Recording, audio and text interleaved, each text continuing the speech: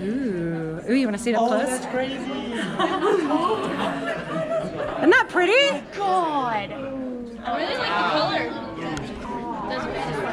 Yeah. It looks like something out of. I love that. It does, doesn't it? So That's your bone. Oh. yeah, that's my bone. So this is what it looked like when they originally stitched it up.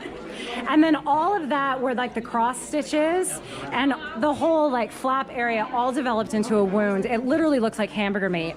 And I went through a lot of different procedures where they tried to preserve the foot, and we started with plant extract. I think it was mango maybe, and then they moved on to pig intestine.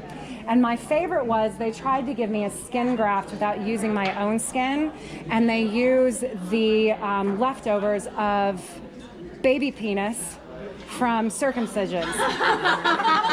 I don't. Usually the guys are like, "That's nice."